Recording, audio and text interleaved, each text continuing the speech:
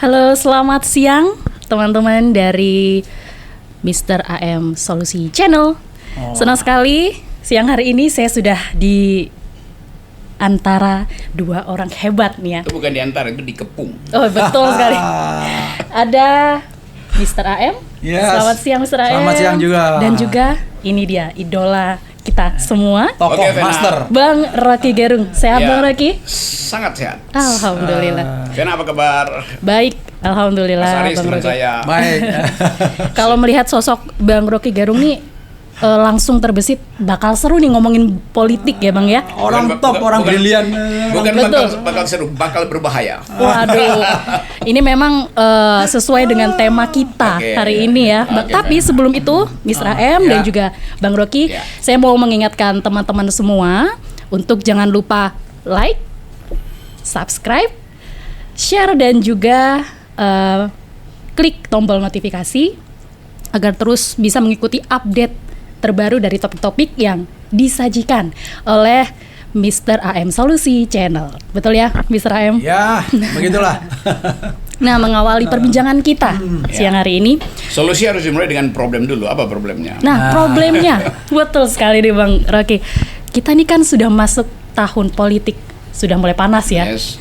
Ini kalau dari kacamata Bang Rocky Gerung dulu ya, melihat peta persaingan politik kita ini seperti apa sih Bang Rocky? Saya ingat dulu perumpamaan yang diucapkan Pak Prabowo. The ghost fleet is coming. Oh, ngeri nih. Tuh, bukan dulu Pak Jokowi bilang winter is coming. Ini Iya, ghost iya. fleetnya tuh, Ghost fleet. armada setan. Armada setan, Gitu. ya, armada hantu. Armada hantu. Armada hantu itu bisa soal guncangan ekonomi, guncangan iya, keakraban iya, sosial, iya, gangguan global politics, persaingan ideologi, macam-macam. Jadi betul yang diduga dulu dengan secara akademis oleh Pak Prabowo akhirnya tiba di sini. Untung Iya. beliau ada di dalam sekarang. Jadi Iya. kalau dulu dia di luar dia beri peringatan. Nah, sekarang kita akan minta supaya kalau terjadi kapal hantu itu mulai merapat, yang kita percaya ada seorang pemimpin yang paham tentang global politics, paham tentang variabel-variabel yang membahayakan negara, itu Prabowo Subianto. Yang sekarang kebetulan atau bukan kebetulan, memang pas eranya ada di pemerintahan Jokowi dan memimpin Departemen Pertahanan yang paling kritis. Jadi kira-kira itu Gambaran umumnya gambaran ya Bang umumnya. ya. tuh, Iya, kayak- iya. Ini belum masuk ke inti. Nah, kalau dari pandangan Mr. AM nih, ini kalau kita melihat selain peta persaingan yang sudah dijelaskan Bang Rocky, sebenarnya negara kita ini memerlukan presiden dengan kriteria apa sih, Oke. Mr. AM?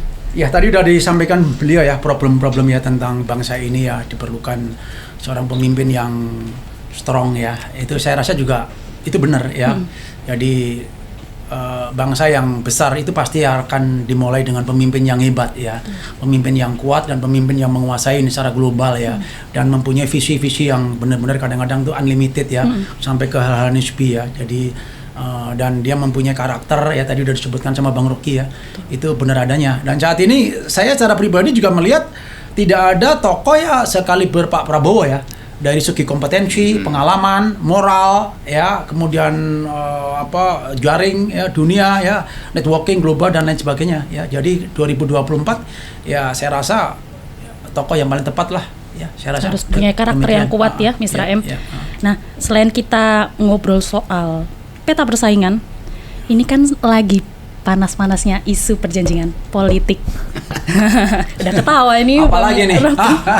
Ini Sepertinya udah presenter. nggak sabar mau ngomong ini ya. Ini kalau sama presenter top ya begini. Lanjut. Isu perjanjian politik kan ini tadi saya juga sempat baca berita terbaru.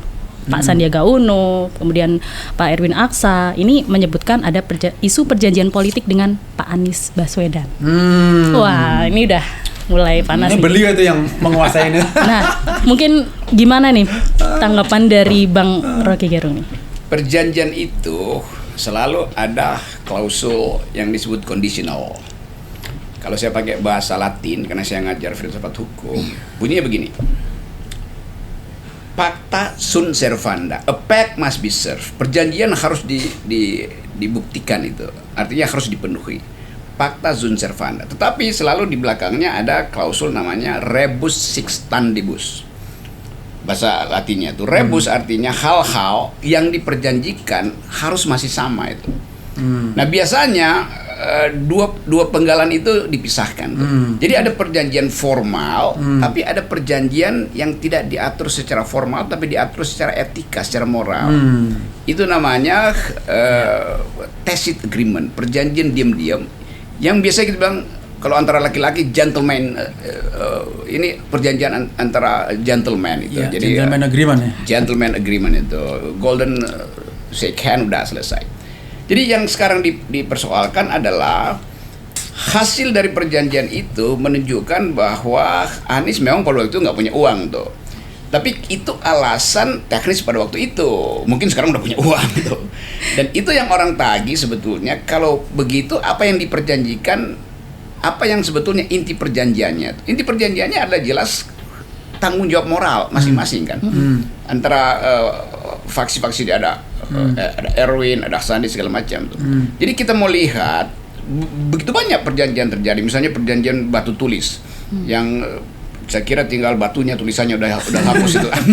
Tapi orang mau lihat kejujuran dalam perjanjian itu. Nah bagian ini kalau dibawa ke pengadilan, ya pengadilan akan bilang ini perjanjian politik, juga bisa batal karena macam faktor. Tapi yang nggak boleh batal adalah kejujuran moral. Itu yang kita mau uji itu, terutama pada Anies misalnya. Jadi pengantarnya begitu, Vena, sebelum merembet kemana-mana. Nah, tadi kan Bang Rocky Gerung sempat menyebutkan moral. Nah, ini saya kalau melihat sosok Mr. AM ini sangat menjunjung tinggi ya, attitude, etika. Gimana nih tanggapannya, Mr. AM? Bener ya, memang beliau pakar. Jadi ya sudah dikupas semua ya, secara highlight itu sudah. Jadi menurut saya juga yang disampaikan beliau tidak salah ya. Jadi saya melihat dari sudut pandang orang ya, itu kalau berbuat baik sama orang, kemudian dia mencoba menyakiti hati saja, itu sudah secara moral itu sudah tidak etis ya gitu. Nah, apalagi berbuat yang lebih daripada itu ya, seperti itu. Nah, saya mengerti persis ya sebenarnya prosesnya Pak Anies Baswedan dulu waktu Pilkada 2017 ya.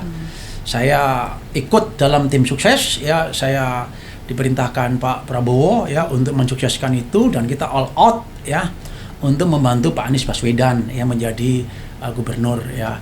Nah setelah itu ya timbul ya berbagai macam berita ya, itu dia menyampaikan di media ya tidak akan berhadapan dan selama Pak Prabowo menjadi status capres segala macam ya. Itu pribadi sah-sah aja ya, silakan aja. Dan sekarang pun dia mendeklar ya untuk menjadi capres itu sah-sah saja. Tapi secara moral dan attitude, apalagi kita orang timur, nah ini menurut saya ada hal yang dilanggar. Dan kadang-kadang moral itu jauh lebih bernilai, lebih berbobot dari sekedar aturan. Ya kan? Betul. Nah ini contoh namanya, Anda sepintar-pintarnya apapun sekolah, kemudian Anda bicara kasar sama orang tua Anda, itu orang akan menilai Anda pintarnya atau perbuatan Anda. Pasti orang akan menilai, oh anak itu anak durhaka. Walaupun Anda sekolahnya profesor doktor setinggi langit, ya kan? Betul. Nah nilai-nilai moral inilah yang harusnya sama-sama kita jaga ya gitu. Kita tidak ada masalah, Pak Prabowo pun juga saya tahu ya, beliau seorang petarung ya, mau berhadapan dengan Pak Anies nggak ada masalah.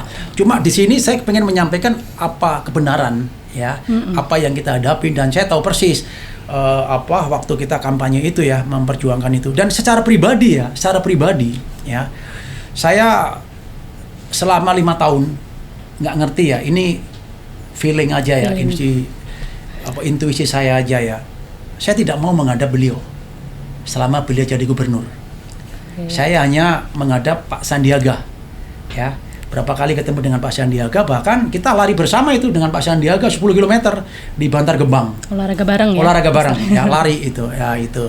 Jadi di sini ada penilaian cara pribadi saya ya, dari awal ya beliau sebelum kepilih berjuang ya jadi gubernur ya, setelah itu ini pribadi ya. Di sini saya menyampaikan apa adanya ya, supaya masyarakat juga mengerti persis, memilih pemimpin yang benar-benar moralitasnya juga bisa diandalkan, karena pemimpin itu harus menyontohi cara moral ya enggak. Nah dulu ada Ahok ya kan, ya dia bicara bla bla bla bla bla bla bla ya kan, itu kan moral juga akhirnya kan. Betul. Nah, kita harus mengajarin bagaimana sopan, santun ya, beretika, beradab, menghargai orang tua, menghormati ya dan lain sebagainya lah ya. Itu nilai-nilai kemanusiaan itu harus ya. Seorang pemimpin justru harus menjaganya, jangan sampai itu rusak hanya gara-gara masalah itu egosentris atau ambisi ya, atau ambisius ya, terhadap egoisme terhadap suatu jabatan ya. Nggak elok lah ya seorang anak yang dididik petinju oleh bapaknya, padahal bapaknya seorang juara dunia, setelah itu anaknya mau menantang bapaknya untuk bertanding merebut kejuaraan dunia itu. Kasarnya seperti itu ya. Itu sah-sah saja, boleh-boleh aja bertanding, tetapi secara moral pasti para penonton akan bilang huan begitu kan. Ini bukan seorang juara dunia yang diharapkan kan begitu. Ini hanya sekedar pandangan cara pribadi saya ya. Nah, silakan masyarakat mau memilih pemimpin seperti ini ya monggo itu silakan. Nah, nanti kan ujungnya kan di TPS kan. Ya. Demikian mungkin beliau lebih jago lagi saya rasa deh. Ini kan tadi bahas soal moral saja nih Bang Rocky. Yang lebih menyentil sedikit apa sih sebetulnya nih Bang Rek? Manusia itu disebut political animal, binatang yang berpolitik karena dia bermoral. Jadi kita bisa sebut juga human is moral animal. Apa yang bedain kita dengan binatang? Kita bermoral. Dan moral itu adalah landasan dari politik itu. Yang saya sering sebutkan. Berpolitik tanpa justice itu artinya kekasaran. Nah, bagian paling inti dari justice adalah moral. Nah, karena itu saya sebetulnya lagi kampanye juga, karena itu temanya enak nih. Seseorang yang elektabilitasnya tinggi, tapi moralnya rendah, itu tidak layak. Seseorang yang elektabilitasnya tinggi tapi intelektualnya rendah juga tidak layak tuh. Jadi kita mau pemimpin kita itu diukur pertama kali moralitinya atau etikabilitinya, baru intelektualitinya, baru elektabilitasnya tuh. Kan selama ini cara kita menguji orang ya hanya berdasarkan hasil survei itu. Survei hanya mensurvei elektabilitas, bukan moral, bukan etika. Jadi problem ini sekarang masuk ke publik dan publik memang mesti hitung tuh. Apakah Anies lulus elektabilitas? Pasti lulus tuh. Apakah Anies lulus intelektualitas? Pasti lulus tuh. Tapi apakah dia lulus etikabilitas? Nah, itu yang jadi pertanyaan sekarang kan. Jadi hierarki itu yang kita pertanyakan. Saya tetap berteman. Saya berteman dengan Anies, saya berteman dengan Sandi, macam-macam, berteman dengan Pak Prabowo, dengan Ganjar juga. Kita dorong semua mereka untuk kompetisi, tetapi dengan parameter yang kuat, bukan sekedar elektabilitas, intellectuality and then etikability itu. Jadi prinsip itu yang saya pegang terus itu. Nah, Bang Rocky, saya kan juga sempat melihat beberapa hasil survei, lembaga survei Indonesia tepatnya. Ini ada 3 kandidat yang termasuk kuat nih juga nih, Mr. M. Ada Pak Prabowo, Pak Ganjar Pranowo, dan juga Pak Anies Baswedan. Nah, tadi Bang Rocky juga menyebutkan tidak hanya elektabilitas saja yang seharusnya dilihat untuk menjadi capres yang diidamkan lah, istilahnya seperti itu. Tapi bagaimana sih untuk memberikan pemahaman kepada masyarakat kalau tidak hanya elektabilitas saja yang dibutuhkan? Gitu. Saya uraikan agak cepat-cepat ya. Pak Prabowo elektabilitasnya terlihat dalam rekor berkali-kali itu. Betul. Intelektualitas Pak Prabowo tidak dipertanyakan lagi dibandingkan dengan yang lain, mungkin second to none gitu. Jadi betul-betul bagus tuh. Dia baca buku banyak atau kalau saya diskusi dengan Pak Prabowo, terlihat dia mampu mengabstraksikan problem bangsa secara konsepsional. Memang itu berat bagi publik yang hendak disurvei oleh lembaga survei kan. Kan nggak ada orang yang lembaga survei nanya Pak Prabowo IQ-nya berapa gitu kan.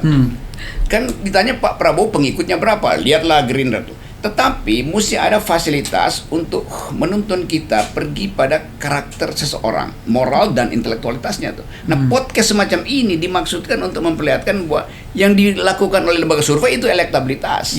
Tetapi moralitas diuji berdasarkan kasus-kasus radikal semacam ini. Hutang piutang itu soal moral. Nah, bagian ini yang saya anggap kita mesti perbanyak pembicaraan supaya kita bisa tandingi juga lembaga survei yang sekedar elektabilitas. Morality, intelektual di mana? Di forum-forum semacam ini. Kalau dapatkan poinnya ya. Betul. Siap. Kalau dari Mr. M sendiri gimana nih kalau melihat semuanya tuh dilihat dari elektabilitas? Tanggapannya seperti apa sih misalnya? Elektabilitas itu perlu ya, itu. Tapi tadi udah disampaikan ke beliau ya, itu kan ranah dari lembaga survei ya, itu. Tetapi pemimpin itu tidak semata-mata elektabilitas tinggi terus dia bisa menjadi pemimpin yang baik. Ya, betul. Ya, kan begitu, ya kan itu. malah kita bisa mendapatkan pemimpin yang tidak baik, ya, walaupun elektabilitas tinggi, karena elektabilitas itu bisa dicapai dengan segala macam cara, ya, itu money politik juga bisa Anda mempunyai elektabilitas tinggi, Anda mencurangi segala macam, ya itu bisa elektabilitas tinggi, ya, tapi moral itu nggak bisa dibohongi, ya, gitu, moral itu nggak bisa dibohongi, karena moral itu tingkah laku, ya, moral itu menunjukkan karakter. Betul. Ya, kalau saya punya background di militer ya, itu melihat seorang pemimpin ya dari bicara itu kita udah mengerti, oh ini moralnya baik atau tidak, begitu. Ya, jadi hal ini yang abstrak ya, tapi orang bisa melihat, gitu loh. Nah sekarang silahkan masyarakat yang menilai ya 2024 yang akan menggunakan hak pilihnya.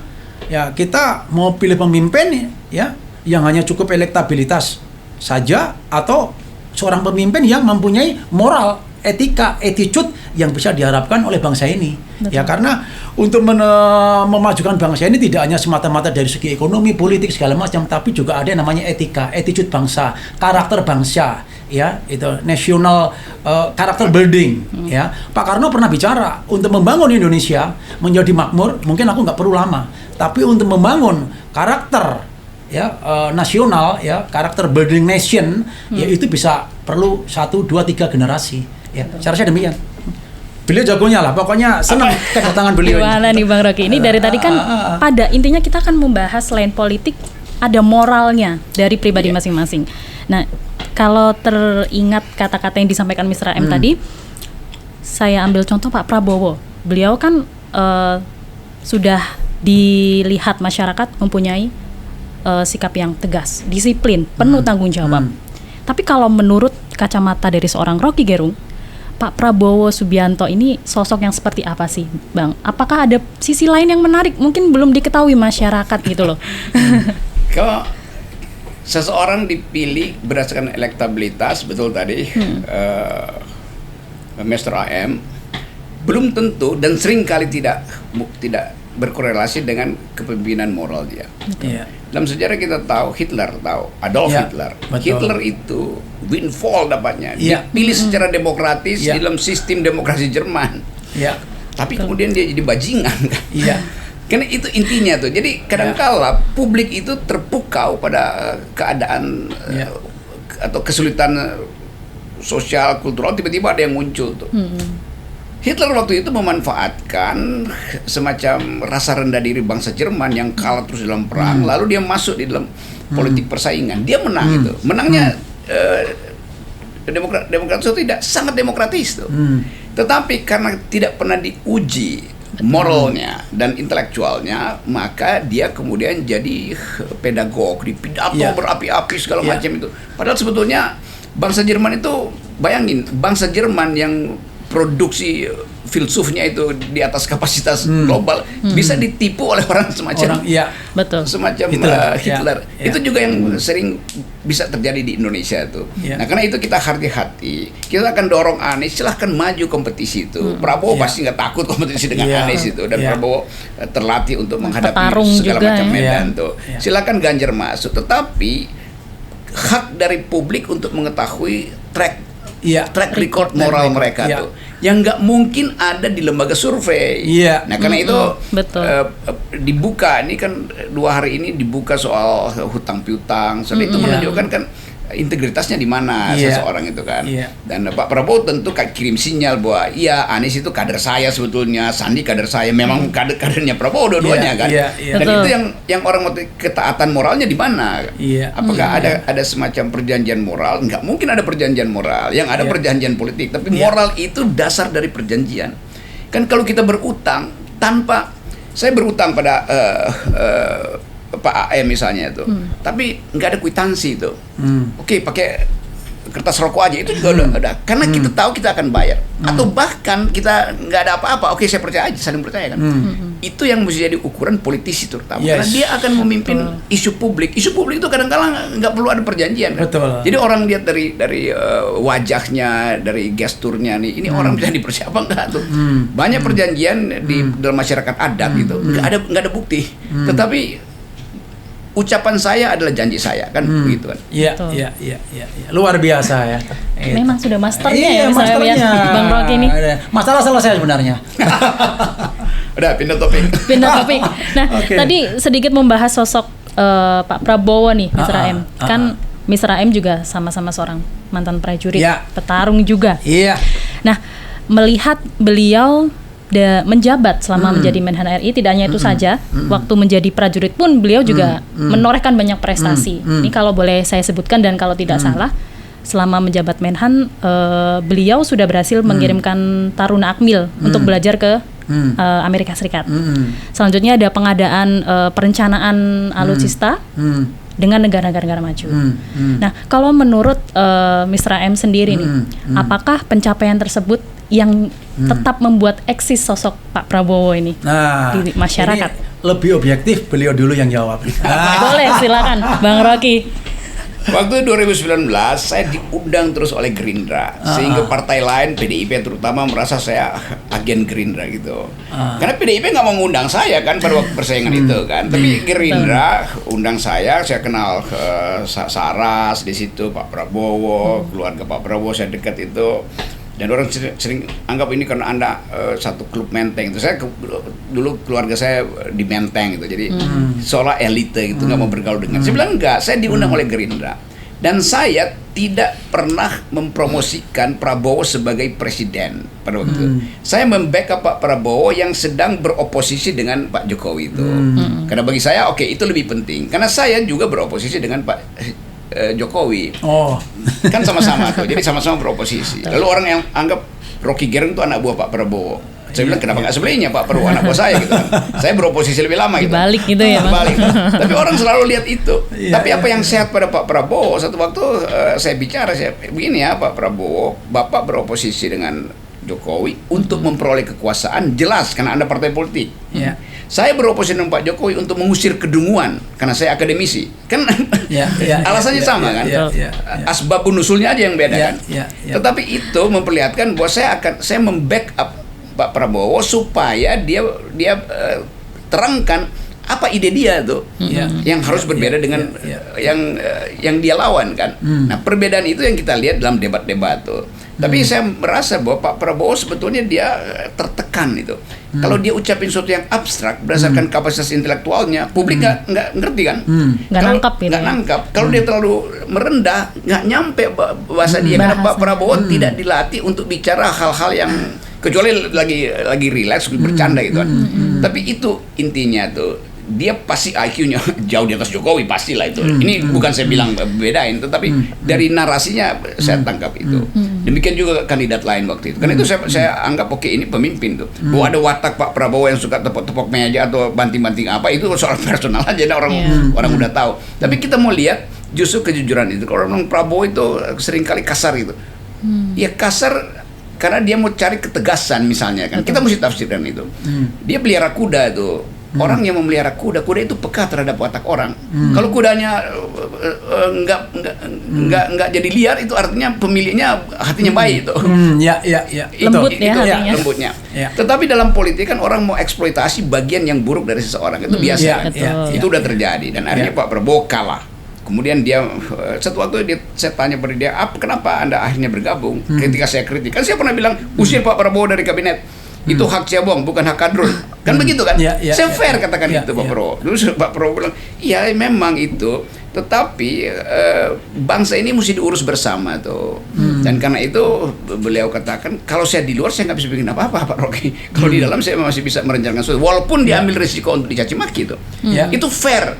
Itu yang saya anggap dia prajurit yang tahu etika itu. Dia bilang saya akan membantu Jokowi karena fair, dia katakan, bukan kasakusuk tuh cari keterangan. Fair, dia bilang, iya saya mau bantu karena kalau saya bikin apa-apa, siapa yang paham tentang pertahanan cuma saya. Jadi itu adalah keputusan dari seorang leader dan itu yang kita hormati.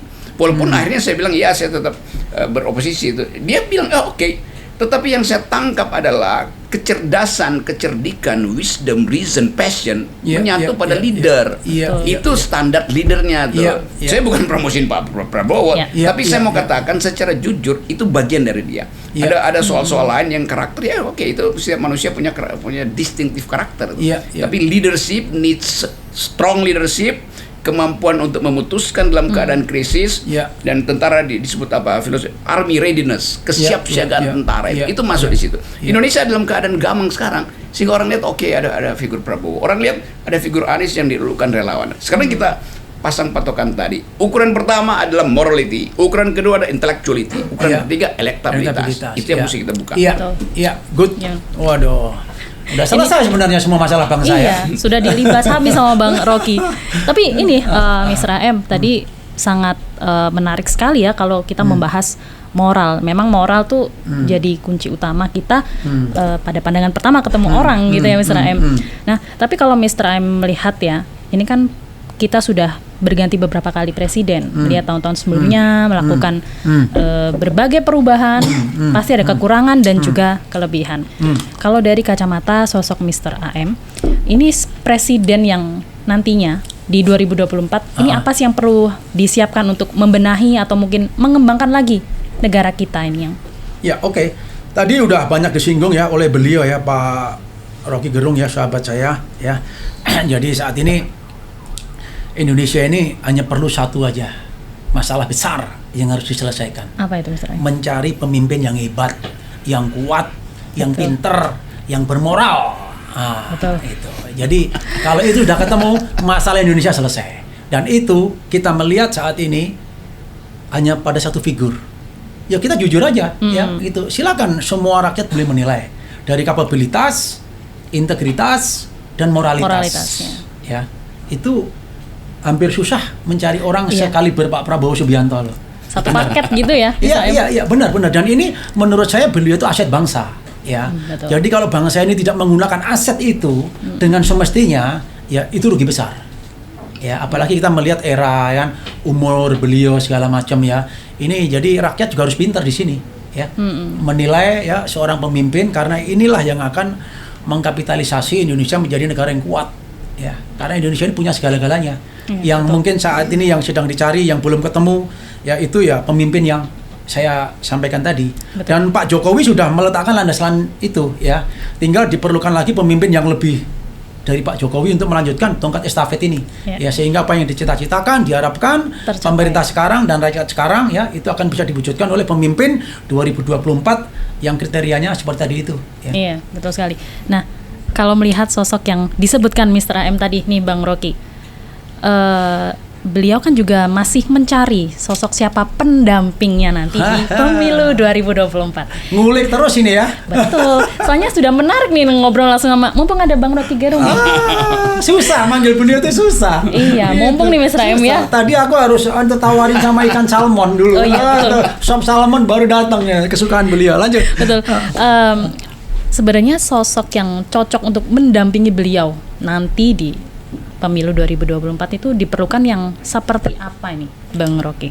Karena kalau kita ngomong sosok pendamping, tentu kriterianya mampu untuk menambah suara tuh, mampu untuk mengerjakan hal-hal yang sifatnya pemerintahan tuh, jadi keahlian teknokratik pasti ada tuh.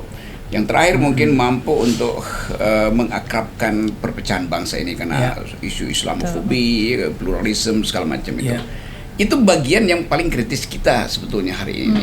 Tetapi Mr. AM tadi dengan tanpa ragu mengatakan Prabowo tuh, karena dia punya akses langsung dengan kepribadian, dengan record selama di militer, semua di pemerintahan, bahkan di bisnis itu. Jadi orang harus dengan jujur mengatakan saya pilih ini karena saya paham dia siapa tuh. Nah kita mau dengar misalnya ada yang pilih Ganjar karena apa? Sebagai person, bukan karena Ganjar akan meneruskan proyek Jokowi. Ngapain itu kan? Nggak benar cara. Anies karena Anies perilakunya lemah lembut, bukan gitu tuh. Jadi kita mau lihat tuh kekuatan figur itu diucapkan oleh pengamat yang jujur tuh. Ya. Nah, saya mengamati semua mereka dan kita akan uji sebetulnya di dalam 1-2 bulan ini siapa yang moralitasnya artinya kropos, siapa yang intelektualitasnya ternyata terbukti ke nol gitu kan. Jadi bagian-bagian itu. Nah, sosok itu nanti akan disodorkan berdasarkan prinsip ini. Jadi buat saya bukan siapa sekarang, tapi saya kasih kriteria dulu. Jadi saya provokasi semua orang untuk pergi pada Prabowo kalau Anda tahu dia berintegritas, dia punya kemampuan untuk menyelamatkan bangsa. Pergi pada Ganjar karena kalau Anda hanya ingin Ganjar itu jadi aktor untuk meneruskan Pak Jokowi. Pergi pada Anies kalau Anda ingin bahwa karakter lemah lembut. Indonesia membutuhkan karakter lemah lembut dalam keadaan krisis apa bisa begitu kan itu semua yang diukurkan. Jadi itu poin saya tuh. Gimana Mitra Em menanggapinya? Jadi poinnya saya ambil ya. Betul. Milih pemimpin 2024 ya dengan 3 pertimbangan utama. Yang pertama moralitas. Yang kedua intelektualitas. Yang ketiga elektabilitas. Nah, jadi kita harus pinter sebagai bangsa Indonesia, sebagai warga negara kita harus memilih secara rasional, bukan secara emosional. Ya karena si ini si itu karena emosional, tapi rasional itu tadi didasarin pada 3 landasan itu tadi. Memang hebat. Oke, netizen, kita udah bicara panjang lebar dan saya harus tutup pembicaraan ini karena kesimpulannya udah dibuat oleh Mr. AM. Terima kasih presenter kita Vena dan komentator utama kita adalah AM. Saya jadi penengahnya nih, Bang Rocky. Jadi pada intinya ya Bang Rocky dan juga Mr. AM, kita juga mengajak teman-teman untuk bisa memilih presiden kita nanti dengan 3 yang tadi ya, Mr. AM, Bang Rocky, dari moralitas, intelektualitas dan juga elektabilitas. Jadi harus seimbang ya semuanya. Tapi nomor 1 itu tadi moralitas. Betul. Karena kalau nggak bermoral, rusak. Walaupun sepintar apapun kita kan. Iya betul. Nah tadi Bang Rocky juga sempat menyinggung banyak sekali permasalahan di negara kita. Salah satunya yang kemarin kita lihat kalau kita flashback nih ya Bang ya, 2019 lalu. Ini sesi kedua ya, yang tadi udah selesai kan soal karakter, soal itu. Betul. Ini problem apa sih? Apalagi nih? Soal pemilu 2019 kemarin kan kita sempat ada demo kisruh gitu kan dan memakan korban jiwa karena masyarakat beberapa oknum tidak setuju dengan hasil perolehan suara. Nah, kalau dari Bang Rocky sendiri apa sih mungkin yang bisa disampaikan kepada masyarakat agar pemilu 2024 nanti bisa berjalan dengan damai, sportif, sukses, itu apa yang bisa disampaikan? Kelihatannya saya mesti katakan jujur agak susah itu karena ada konfrontasi nilai yang udah sangat kuat itu kan. Tetapi kita bisa mulai dengan meminta KPU lakukan forum-forum kampanye yang sifatnya semacam ini bermutu, bukan di panggung dangdut gitu atau segala macam, supaya diskursnya jalan tuh. Kita bisa misalnya podcast ini kita pindahin ke UI, kita pindahin ke Universitas Banjarmasin tuh, undang dosen-dosen di situ untuk bahas, undang tokoh-tokoh LSM untuk bahas, sehingga pembicaraan itu dari meja bundar kecil ini dia pergi ke warung-warung akan dikutip orang tuh. Mereka ngomong begituan nih. Hanya itu caranya tuh. Kita nggak perlu tunggu jadwal pemilu yang nanti pemilu ini debatnya begitu, ngapain? Itu kan teknis betul kan. Publik ingin dapat akses langsung pada si pemimpin tuh. Jadi Vena nanti akan saya temenin, Mr. AM akan share fasilitas logistik dan kita ke daerah-daerah aja tuh. Perluas ini kan. Gimana? Setuju? Boleh Mr. AM. Sekalian jalan-jalan. Kita roadshow ya. Iya betul. Loh, untuk mencerdaskan kehidupan bangsa. Iya, biar masyarakat lebih ngerti apa yang dicari, apa yang diinginkan. Nah, tapi Bang Rocky dan juga Mr. AM nih, kalau bisa dikatakan ya, kandidat atau bakal calon presiden di 2024 ini adalah orang-orang dari berbagai background, tidak hanya politikus tapi juga ada yang dari militer dan sebagainya. Dan ini masyarakat juga sudah tahu, wah ini nih calon kita nih udah kenal, udah punya nama, sudah sangat diketahui masyarakat. Apakah bisa dikatakan pemilu 2024 ini bakal seru seperti final Piala Dunia nanti nih? Ya, oke. Jadi pemilu itu kan puncak dari demokrasi ya, dan itu kan pesta. Jadi saya secara pribadi juga berharap pesta ini ya berjalan selayaknya pesta, bukan pertempuran. Ya, itu. Jadi ke depan apapun pilihan kita, siapapun calon kita, ya tetap juga ya kita bersaudara. sebagai bangsa Indonesia. Begitu sudah kepilih satu pemimpin, ya semuanya bersatu untuk membangun. Ya kalau enggak akan selesai masalah bangsa ini. Ya, yang lain udah sampai terbang ke planet Mars, ya kita masih mikir perut aja seperti ini terus. Kita masih ya. di planet Senin. Nah, Kalau dari Bang Rocky gimana nih, Bang Rocky? Ya poin kita mesti bayangkan pemilu 2024 akan dikepung oleh 3 soal ekonomi itu, terutama soal daya beli yang menurun segala macam, kesulitan subsistence rakyat itu dalam negeri. Tapi ada variabel luar negeri. Yang pertama adalah pertarungan teknologi energi terutama antara negara-negara besar yang kita nggak punya akses ke situ dan kita punya sumber daya tapi kan nggak mungkin kita jadi sekedar penjual batu bara, penjual sawit itu tanpa ada di backup dengan high tech kan, itu problemnya yang mesti dibicarakan. Yang kedua adalah krisis di Indo-Pasifik yang pasti sangat mungkin dia jadi perang terbuka. Sekarang masih perang proksi lah. Ada masalah di Selat Taiwan, ada masalah di Cina Selatan. Semua itu mesti bisa dibayangkan sebagai problem yang akan minggu pertama seorang jadi presiden udah ada di depan mata soal itu. Nah, jadi ukur aja siapa yang paham global politik, siapa yang paham ekonomi, siapa yang paham teknologi, ya dia tuh. Terutama soal global politik. Jadi saya kira pemimpin ke depan itu ya mesti paham strategi gitu. Betul. ya. Jadi kelasnya kelas internasional lah. Iya. Gitu. Biar nggak kalah sama negara-negara maju ya. Bisa dibilang gitu dong. ya misalnya. Bahkan kita harus mengejar kan Betul. ketinggalan kita. Dan itu mudah kalau dilakukan karena apa? Untuk mengejar ketinggalan dengan negara-negara lain ya. Karena sumber daya alam kita itu melimpah ruah dibandingkan negara di sekitar kita. Ya tinggal bagaimana how to manage, how to develop, ya kita mendapatkan pemimpin yang mengerti itu semua seperti disampaikan Pak Rocky Gerung tadi. Jadi biar tidak terbuang sia-sia gitu ya, misalnya biar tetap masyarakat berdaya dan juga nggak rugi kan sekarang juga lagi sering ekspor impor seperti itu betul ya.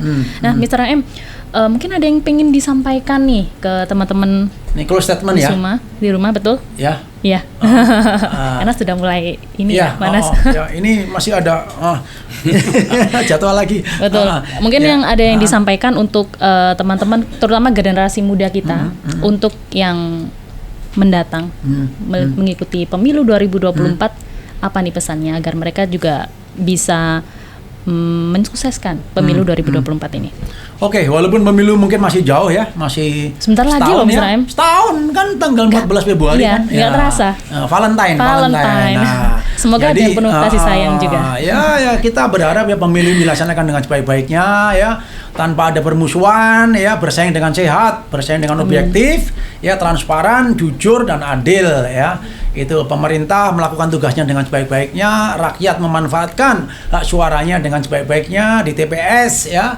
Itu sehingga kita mendapatkan pemimpin yang bisa ya membesarkan bangsa ini ya. Amin. Dari Bang Rocky Gerung mungkin ada pesan? Iya, begini Vena. Saya setiap kali sebut nama Vena saya bayangin pembuluh darah tuh. Dan pembuluh darah itu hanya disebut pembuluh darah utama itu. Vena kan gede itu. Kalau ada kapiler tuh. Jadi seluruh peralatan politik juga sama seperti sistem pembuluh darah kita tuh. Jalur utamanya adalah pemilu, namanya vena kita sebut aja. Tetapi ada sungai-sungai kecil, pembuluh darah kecil, kapiler-kapiler itu yang mensuplai oksigen di tempat-tempat yang macet kan. Kalau venanya cuma begitu, itu artinya yang lain nggak dapat oksigen. Nah, yang saya sebut kapiler itu adalah percakapan semacam ini. Yang saya sebut kapiler itu adalah diskusi di kafe. Yang saya sebut kapiler itu adalah nilai-nilai kecil yang orang kadang-kala abaikan padahal itu penting untuk menguatkan moralitas. Jadi kita persiapkan ada vena yaitu pemilu 2024 itu namanya sistem elektoral, tapi ada juga sistem non elektoral. Kapiler ini yang disebut diskurs. Diskurs itu mesti diisi dengan darah etika gitu. Kalau ini kan darah elektabilitas kan. Jadi kira-kira itu bayangannya ada. Wah, banyak dapat ilmu kita kan hari ini kan. Banyak banget Mr. M nih. Pakarnya beliau ini jarang-jarang bisa didatengin sama seorang Rocky Gerung ya Mr. M. Beliau ini setidak-tidaknya itu harus jadi menteri itu suatu saat itu ya. Gimana nih Bang Rocky ini? Ya saya akan jadi menteri pembubaran kabinet. Aduh. Mesti ada buat mengevaluasi. Bener Betul, nggak? betul. Itu atau buat tim pres presiden itu. Oh, boleh, boleh. Itu. Atau mau nyapres kalian Bang Rocky? Nah, atau suatu Gimana? saat jadi presiden Kalau ada- sekalian. Iya, bener ya? betul. Kalau ada apa namanya independen calon independen, saya mau nyapres, saya mau lawan semua mereka itu. Coba satu-satu iya. kan, supaya Ini, fair itu kan. Iya. Menurut kamu masuk akal nggak? Iya. Masuk akal. Oke, terima kasih, Fer. Teman-teman gimana nih? Setuju nggak sama Bang Rocky Gerung? Gitu. Kalau nyapres. Gitu, ya. Oke. Ya, Gitu. jadi bisa disimpulkan ya Bang Rocky. 2029 kita dukung. Oke, siap. Tim sukses kita ya Mr. AM. Ya, itu jadi tim suksesnya Pak Rocky Gerung. Iya, jadi Bang Rocky dan juga Mr. AM mungkin Ya. dapat saya simpulkan bahwa negara kita ini sangat membutuhkan sosok pemimpin yang tadi sudah disebutkan ada Ya, tiga yang ya, memiliki ya. moralitas tinggi, intelektualitas, dan juga elektabilitas. Jadi semuanya ini harus seimbang dan satu paket Enggak, ya. dia nggak seimbang, dia ada hierarkinya. Hierarkinya. Betul. Lolos moralitas, diuji intelektualitas, Intelektualitas, baru dan juga diizinkan baru elektabilitas. elektabilitas. Betul. Ya. Dan tentunya nih masyarakat diharapkan bisa ini melihat calon-calon presiden kita dari tiga aspek tadi. Iya. Dan Tingkat, semoga obrolan kita siang hari Ya. ini Bang Rocky dan Ya, juga oke. Mr. M Saya ingin Ya. obrolan ini disebarkan, jangan diedit, Ya. langsung kirim ke Ya. Menteri Ya, Pertahanan. no edit Waduh. ya. No edit. No edit. Edit berdosa loh. bisa membuka mindset masyarakat kita Ya, semua, ya, bermanfaat untuk kita ya, semua dan ya. semoga pemilu 2024 nanti bisa berjalan dengan sukses, Amin. damai, Amin. dan Ya. lancar. Ya. Nah, cukup sekian. Terima Oke, kasih Bang. Bang Rocky Gerung dan Ya, juga terima kasih. Mr. AM. Sama-sama, Bang. Dan Rocky. untuk teman-teman, jangan lupa Lain kali jangan panggil saya Bang, sesuai dia tuh, dia Master AM, saya Master RG. Oh ya. Oke, baik. Episode Keren, berikutnya ya. Mister. Jangan Episode lupa berikutnya ini. mungkin ya. Mr. RG. Master AM and Master RG gitu. Di tengah-tengahi oleh pembuluh darah vena. ya pas saya duduknya juga waktu pas di tengah ya Bang Rocky, Mr. AM. Dan Oke. teman-teman tentunya jangan lupa untuk like, subscribe, share dan juga nyalakan tombol notifikasi agar bisa terus update topik-topik menarik yang disajikan oleh Mr. AM Solusi Dan Channel. Mr. RG. Dan juga Mr. EG. Terima kasih Bang Rocky Iya. dan Mr. AM. Salam solusi dan sampai jumpa. Yo. Oke.